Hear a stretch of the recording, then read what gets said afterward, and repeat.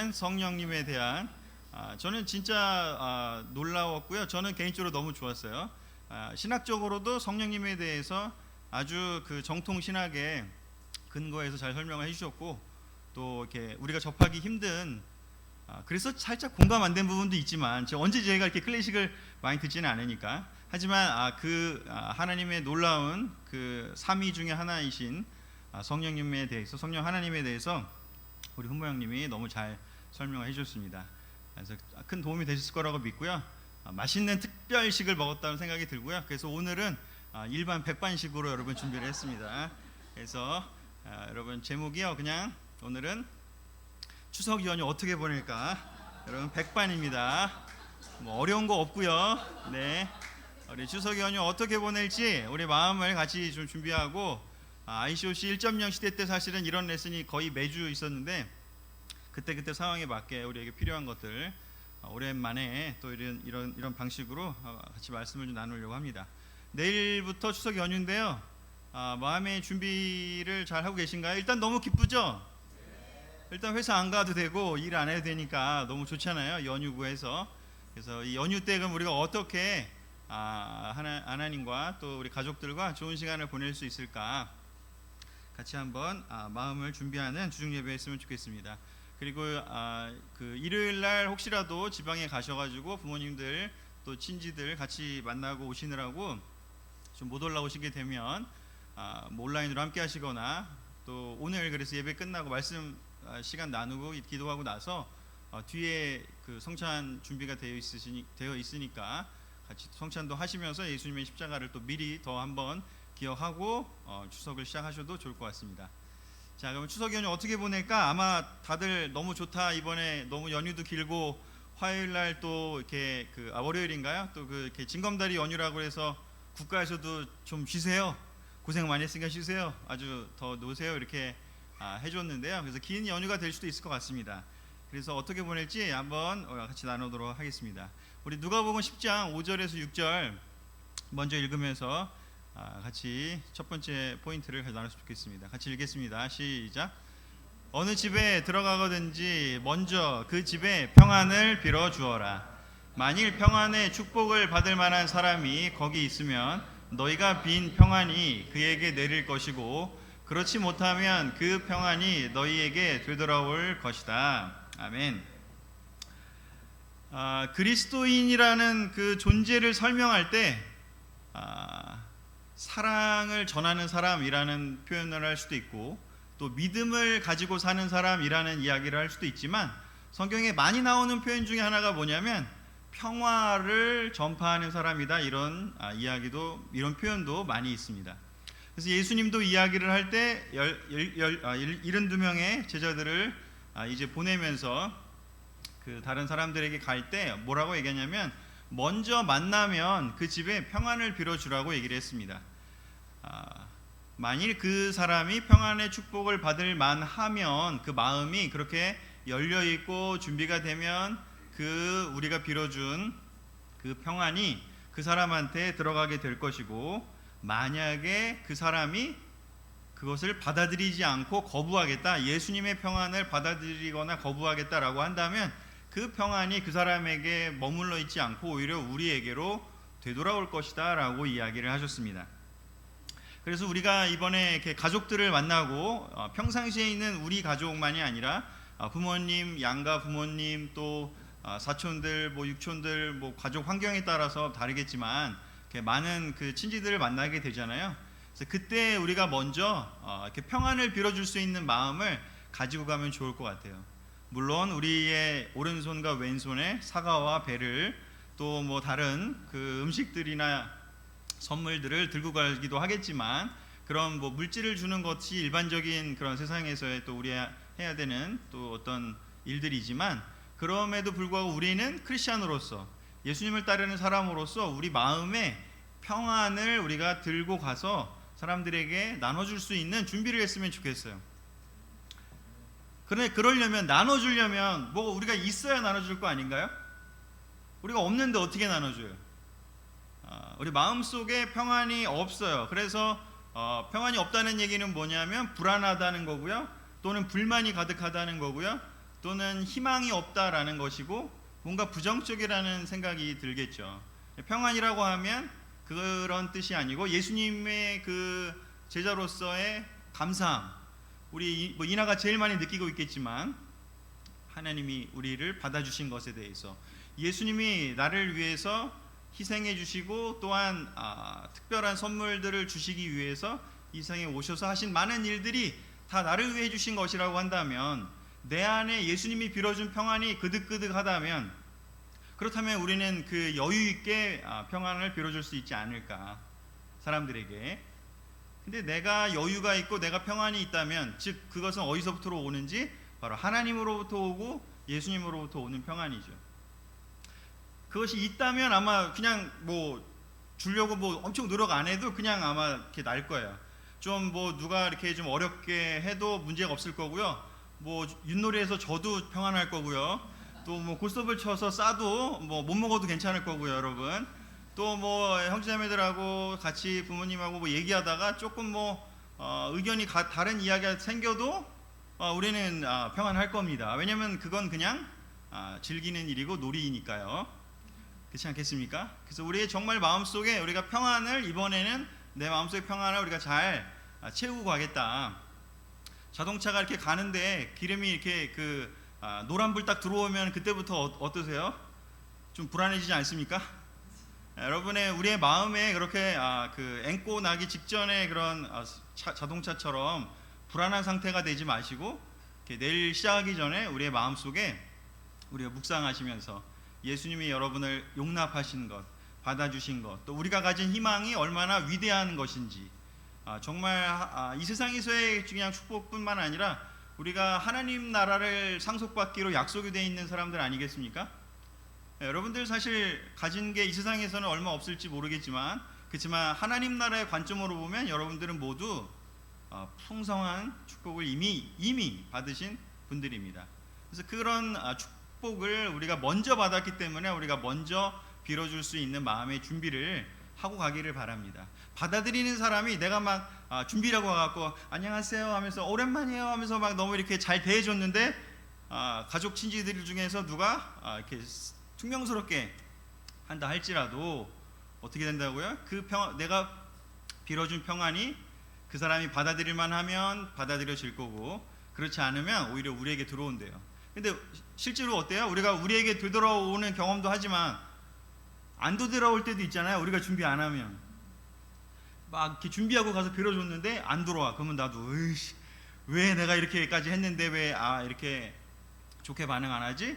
하면서 내가 오히려 그 반응을 잘 못하게 되면 그건 어떻게 되냐면 다시 되돌아올 수 없는 그런 지경이 되겠죠.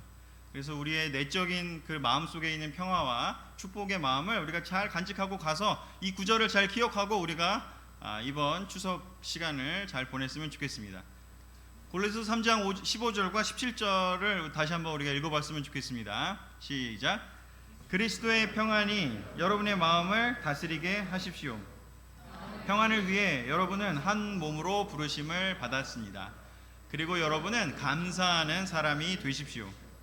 그리고 무엇을 하든지 말과 행동에 주 예수님의 이름으로 하고 그분을 통해 아버지 하나님께 감사하십시오.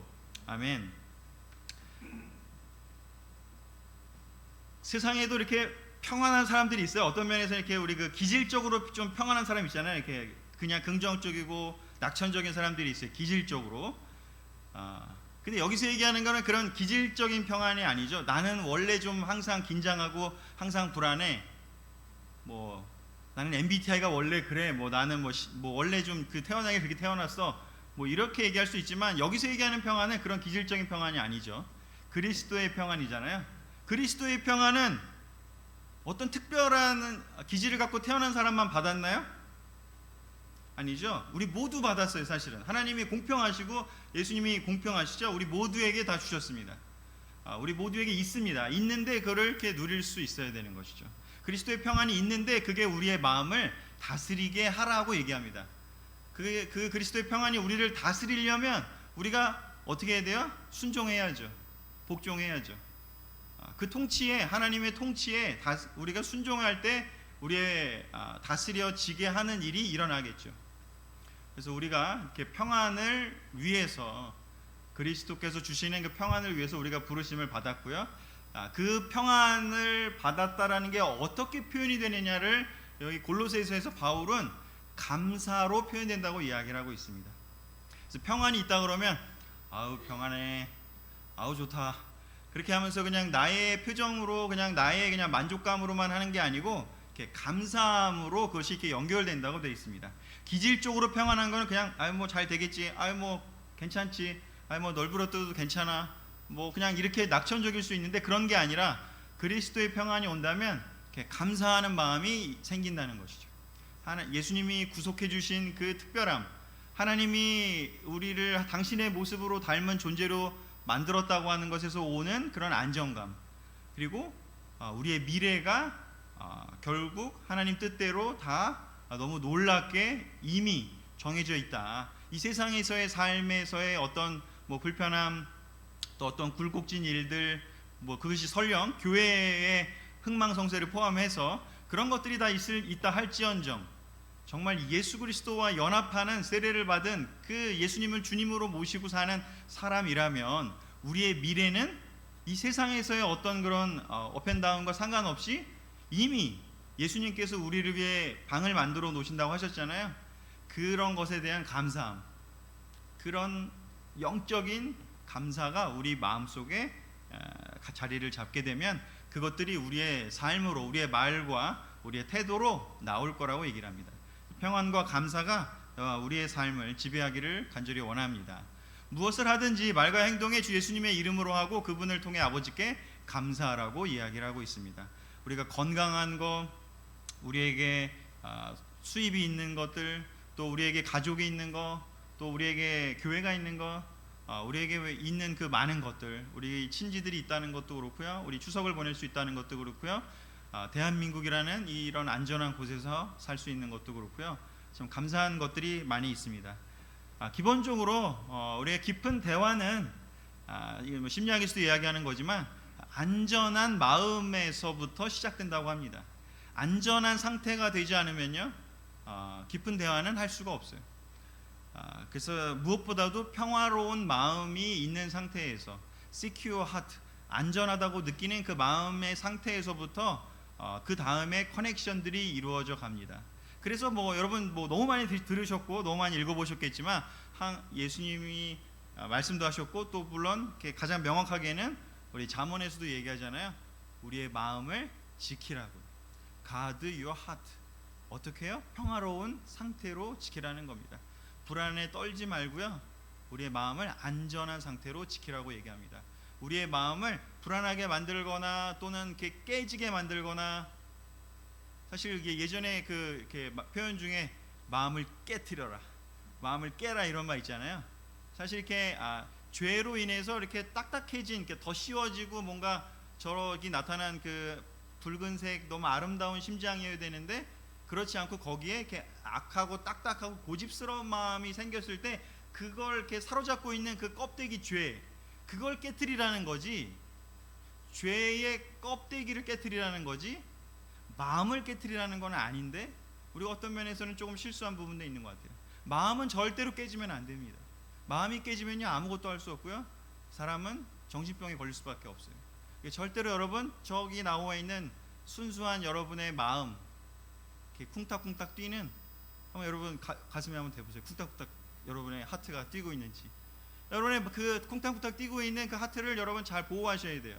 그래서 혹시라도 여러분의 마음을 해치려고 하는 어떠한 그러한 외부적인, 특별히 눈에 보이지는 않겠지만 사탄이 주는 그런 공격들로부터 여러분들의 마음을 잘 보호하시기를 바랍니다.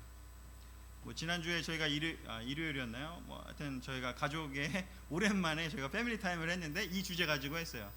요즘 우리 아이들, 저희 집안 아이들 중에 이렇게 마음이 좀 이렇게 깨져가고 있는 애들이 있어가지고 좀 이렇게 보호해 줄 수 있는 대화를 했었는데요. 한 아이는 너무 보호하고 있고 한 아이는 너무 깨트려가고 하여튼간에 시간을 보내게 됐었는데요. 결론적으로는 하여튼 다시 잘 봉합을 하고 또 이렇게 학교 잘 다니고 있는데요. 어찌됐건 이번 시간에 여러분 추석 시간을 보낼 때요, 여러분들의 마음을 잘 이렇게 가드하시고요, 보호하시고요. 물론 거기에 더 씌워진 까만색으로 더 씌워진 녹슨 그런 철가루들이 붙은 것들은 깨뜨리시지만 여러분의 그 좋은 마음들은 잘 안전하게 보호하시고 지키시기를 부탁을 드리고 싶습니다. 그랬을 때 여러분의 마음속에 있는 저 평안의 마음이 자라나고요, 깊어지고요. 그걸 통해서 주위에 있는 사람들에게도 이렇게 연결될 수 있습니다. 마음이 깨져버리면요, 너무 외로워요. 왜냐하면 연결할 수가 없거든요.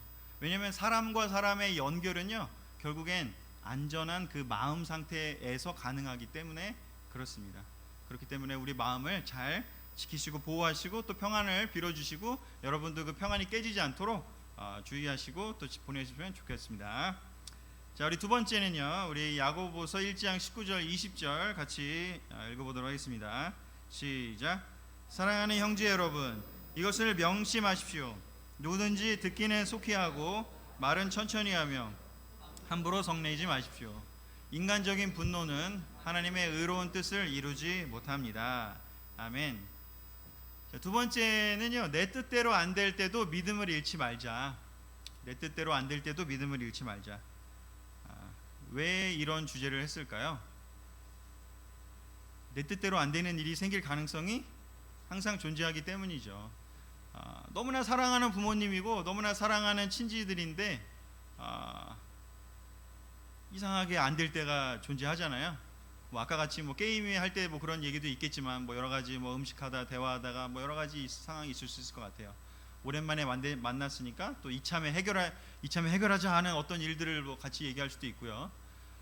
또는 뭐 가고 오는 과정 중에 또 우리가 차 타고 오래 가야 될 수도 있고, 또 그러다 보면 또 옆에서 너무나 함께 여행하는 그 사랑하는 함께 차 타고 가시는 그 가족들, 우리 함께하는 가족들도 남편과 아내일 수도 있고 자녀들일 수도 있고요. 어떤 일이 벌어질 수 있을지 또 알 수가 없죠. 그래서 우리가 항상 기억해야 될 일은 무엇일까? 인간적인 분노는 하나님의 뜻을 이룰 수 없다. 하나님의 뜻이 아까 뭐였어요? 우리가 평화를 전하는 사람이 되기를 바랬고요. 예수님한테 받은 그 사랑을 전하는 사람이 되기를 바랬고요. 또 하나님으로부터 오는 그 믿음을 가지고 사는 그러한 튼실하고 또 소망 있는 그런 사람으로서 살기를 바랬는데, 근데 살다 보면 내 뜻대로 안 되는 일들이 항상 생기죠. 그래서 그런 일이 생길 때 우리가 인간적인 분노를 내지 말고 내 뜻이 안 된다고 할 때 내는 화가 인간적인 분노인 것 같아요.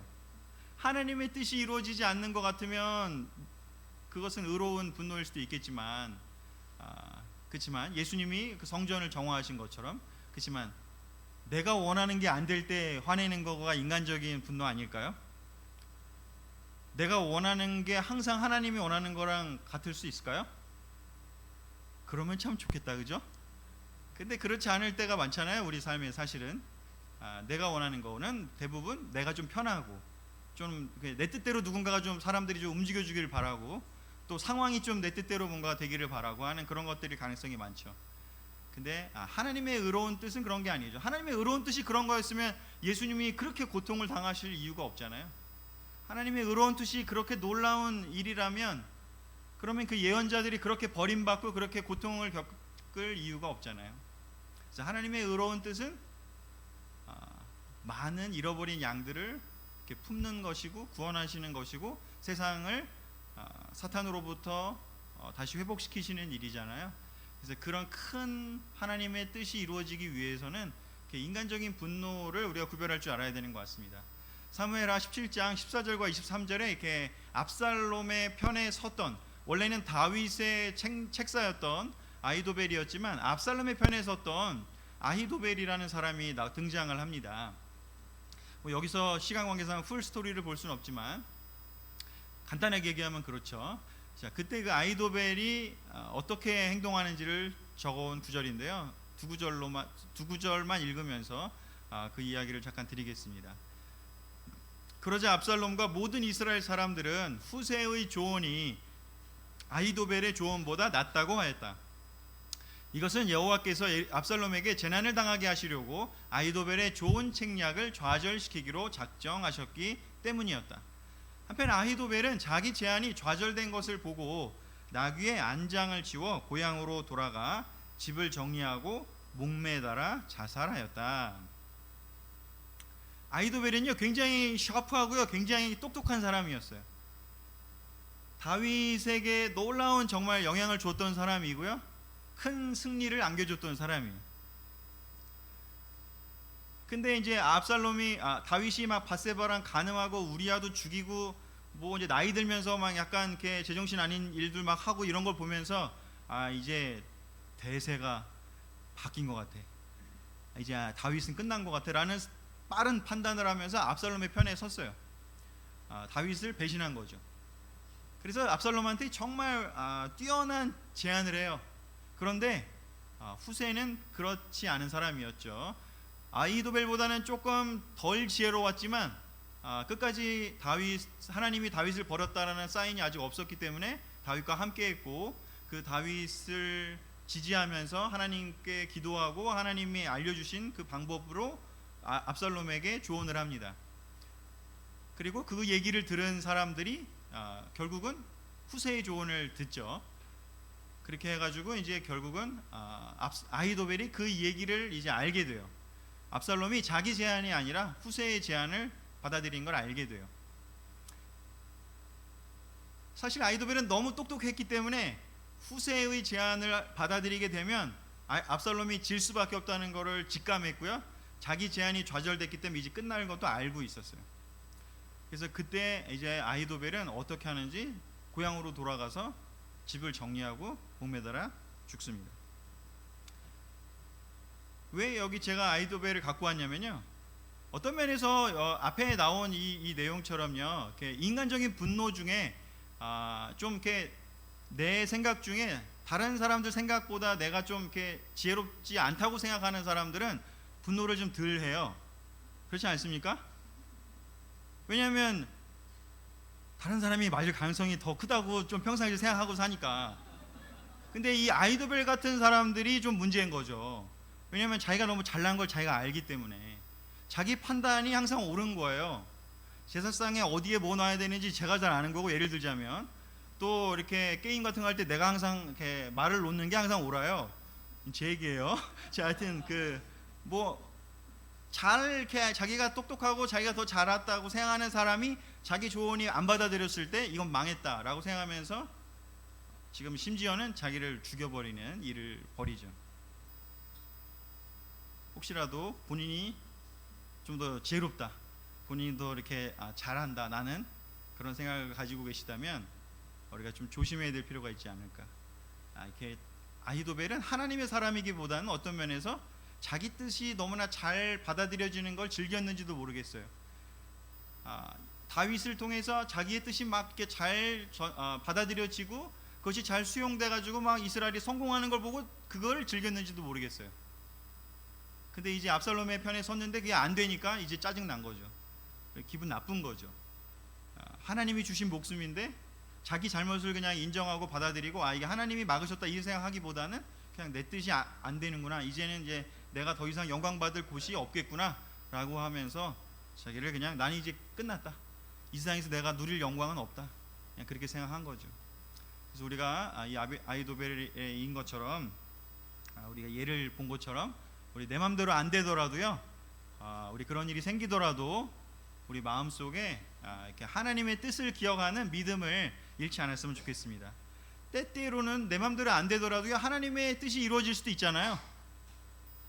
때때로 조금 좀 뒤로 물러서는 것 같고 교회가 좀 마음에 안 드는 대로 가는 것 같지만 하나님의 뜻이 이루어지는 거라면 괜찮을 수 있잖아요.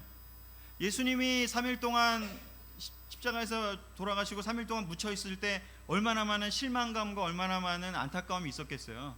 얼마나 많은 좌절감이 있었겠어요. 근데 그게 하나님의 뜻이었으니까 궁극적으로는 예수님 부활하셨고 다시 하나님의 뜻이 이루어졌잖아요. 하나님이 결국에는 승리하십니다. 하나님이 결국에는 그의 뜻을 이루시는 것이 His story, 그의 역사, 인류의 역사를 우리가 히스토리라고 하잖아요.